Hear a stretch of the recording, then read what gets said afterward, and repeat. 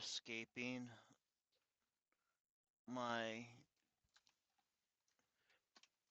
covert narcissist ex-wife. This is the fifth and final one. So, when I got all the info, oops, I'm so sorry, person. I'm so sorry. God bless them being polite to me. Um, it's difficult in the Midwest because the parking lots here have no proper legal lines or signs or you know what I mean. Oh, it's difficult. But anyway, I have gotten all the information back at this time, and I had found that the lies went so much further than what I had initially thought about or knew about. When I was telling her she had to go see a therapist or we were going to get a divorce, at that point, that was in 2019, at that point for the next few years, she was spreading lies to me about people. Now, she'd have conversations with people, and she would just lie to me and say, no, I was telling them about how I'm so sorry that you have to deal with me and blah, blah, blah, and that I'm going to try and do better as a better wife and blah, blah, blah. She really said that crap. Ugh. And what she was doing was telling them, yeah, I told him that he needs to get his act together or I'm going to kick him the fuck out because I ain't going to put up with this shit anymore. I told him, I was like, sir, you live in my house under my roof. I don't care if you pay the bills. I am my own woman and I don't need you. I can get a job and kick you out. I blah, blah, blah, blah, blah. Oh my God. I actually heard her say this, by the way, not just stuff online. So it had turned out that for years, like since the beginning, she had always prepared for what actions I would take as far as when I said I'm gonna get a divorce, we're gonna get a divorce, I'm gonna move out. She made it seem like she's the one who was gonna put her foot down and get the divorce and then kick me out of her home because she was gonna put up with it anymore, whatever it is or was, whatever. So when I saw these lies and saw how long she had been pretending and just the extent of the thing, I was like, oh my God, it creeped me out. Isn't that funny? Look at these people drive golf carts through here, completely illegal, 100% illegal. That's what it's like living out here in the Northwest Indiana. It's weird. It's so weird. Uh, anyways, I I felt better at that point because me as an empath, despite everything she had done to me, everything she had put me through, my primary concern that I was trying to push out of my way was if she would be okay when I left. Despite the fact that I had her car handled, despite the fact that we had a lawsuit, two of them that were ready for her to cash in on, my name was taken off of those lawsuits so she would keep everything.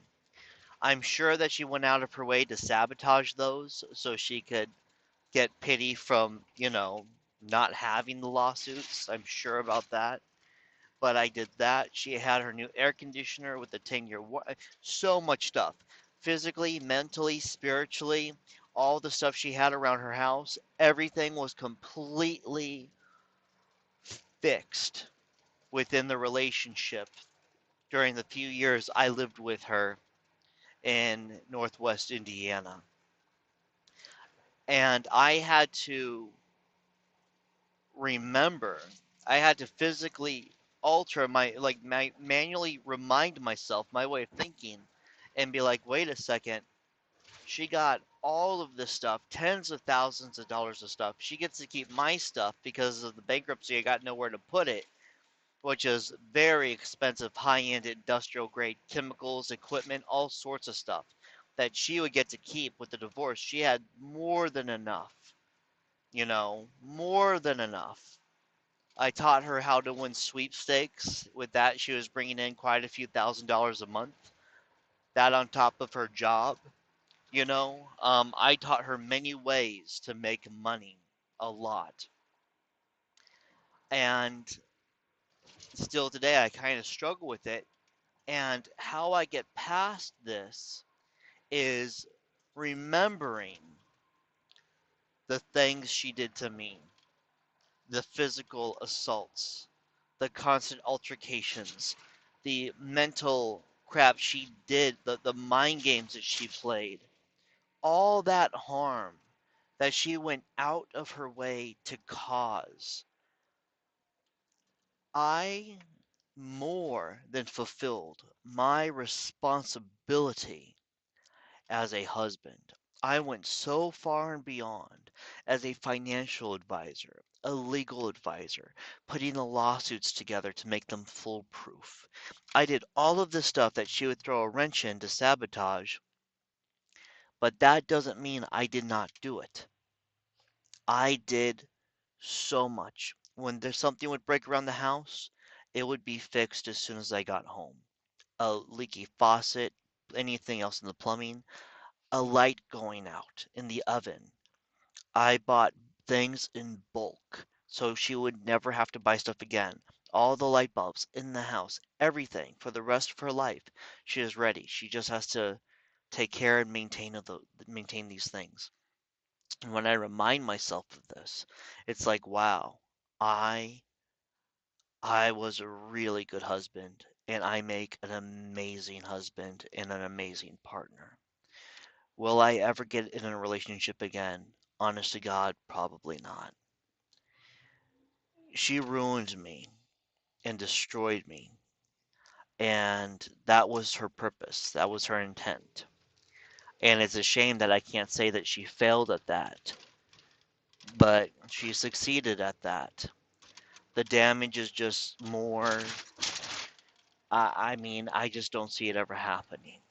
But I'll tell you this, I am happy in life now. And I am proud of myself with how I handled that experience and how I came out of it as a survivor. I'm going back home to California soon, and I got different projects that are going to be on YouTube. Um, One of them is going to be called Not Haunted. I am a former exorcist. I'm going to be going into haunted locations, proving that they are not haunted with my own equipment that I make from scratch. I got something else called BOR, which I can't tell you about because of a non-disclosure agreement. The investors will not be happy. But I've got a lot of stuff waiting for me back home. And when I see the support I get from my friends out there, I got no family, but my friends are my family. Fast and Furious, that movie is very accurate on how we view family in Southern California. Um, I am getting my life going again, and I am surprised to see that I am kind of picking up where I was 10 years ago, right where I met her, where things start to just fall apart in my life. And my worldview has changed to a more positive one. My health is so much better. My skin conditions have gone away. My stomach irritations and constant like diarrhea, GERD, vomiting up blood, all that stuff has gone away. Mental disorders, severe anxiety, depression, suicidal tendencies have gone away. Memory issues, brain fog, all of that stuff completely gone. I'm completely on top of it now. I've jumped into hobbies that I forgot that I even liked, things that I love to do when it comes to tech stuff, psychology, law, administrative law, how courts is all this stuff. And I realized that when I was with her, she had discouraged me from all the things I liked, and it would always find a way to turn me away from things, or turn people who are good for me away from me. That's what they do. They get you to now no longer like the things that you like. You will just fail at or you'll just drop everything. You know, they will drain you, and I've got all of that back. My diet has changed. I've gotten rid of alcohol. She told me when we first got married that by the time she was done with me, I would be an alcoholic, and I kind of laughed at it. She's like, "I'm serious," and it was scary to see that. It was scary to see that, but I am happy now. You know, and I got so much going on for me. I'm looking forward to my future, and I never thought that after that relationship, it would be remotely possible for me to ever find any type of joy again. I was going through life with just a good day was a day where I felt nothing. It wasn't a day when I felt good or felt happiness. It was just a day when I did not feel a whole lot of pain. I did not know that a good day or that there would be a good future in store for me. Um, I want you to know if you're going through it, you need to look at the things you had before that person and the things you have during that person. You need to look at your hobbies during that time and the amount of joy you got from it versus now. Look at the memories you had with people and the interactions you had with people. You may not even remember the positive emotions, but really think about the memories that you used to have, if they were positive or not, and compare it to where you are now. Look at how you treat people in your relationship. For me, I used to always greet people with a smile on my face, and I'd be excited to meet new people and talk to them. When I was with her, it was just running into another person. But all the excitement and everything, all the joy from life was gone. And now I have that all back. I'm a more compassionate person. Um, I'm more understanding toward other people now too. And I did take the good from it, and I'm doing the best I can to get over the bad from it. But as a person, as a human being, I've really learned a lot from this. And I have been able to improve instead of it destroying me. And if you believe that you're destroyed from your narcissistic relationship, I'll tell you this, you don't know what the future holds until you get rid of them, because they are that feeling. The feeling of not having the future and feeling like you can't have the future when you leave them, that's actually that feeling of them in your life. You need to break free. And when you break free, oh my gosh, it's amazing what is waiting for you. The things for you to discover.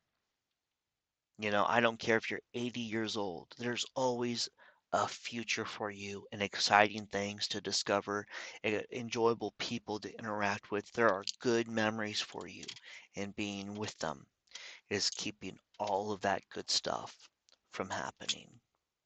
Truly. But that's all for this series. This channel, which is my Kill the Fear channel, was originally about demonology and stuff like that. But I think it's really nice that people from a decade ago have come back and watched these videos.